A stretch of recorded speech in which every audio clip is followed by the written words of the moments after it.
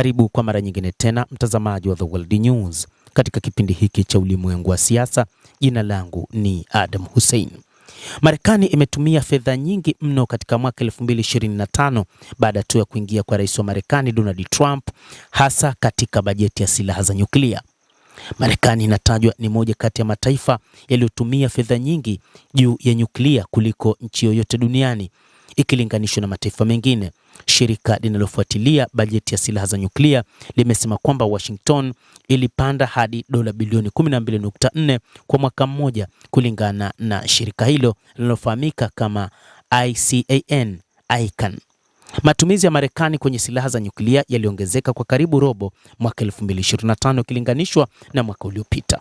Kwa maana hiyo, Marekani imetengeneza silaha nyingi zaidi za nyuklia katika mwaka 2025 tangu kuingia kwa Rais Donald Trump.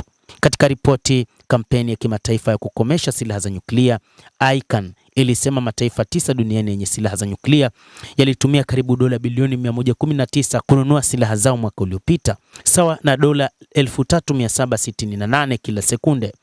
Marekani imesalia kuwa mtumiaji mkubwa zaidi wa fedha, ikimwaga dola bilioni 69.2 kwenye ghala lake la silaha za nyuklia, zaidi ya mataifa mengine 8 kwa pamoja. Washington pia imerekodi ongezeko kubwa zaidi la kila mwaka, huku matumizi yakipanda kwa asilimia 22 mwaka hadi mwaka, au dola bilioni 12.4.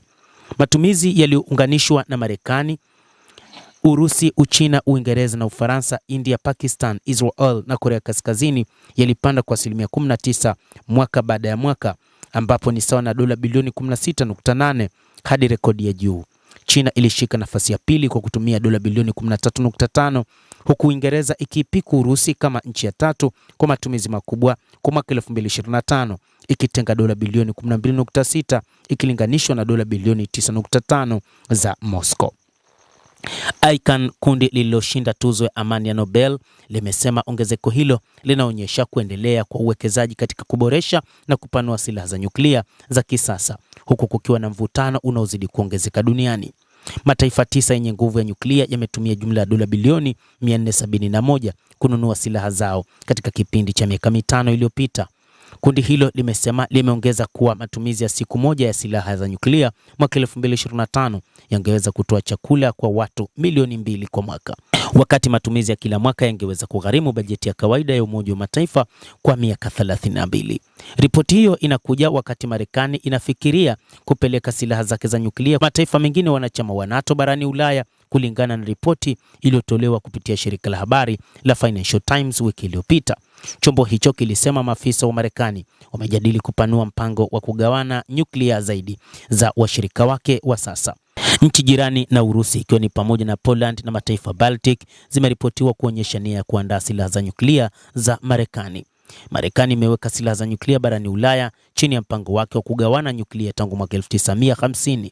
Mabomu ya nguvu ya uvutano ya B61 kwa sasa yanaaminika kutumwa nchini Ubelgiji, Ujerumani, Italia, Uholanzi na Uturuki, huku udhibiti wa silaha hizo ukisalia na Washington.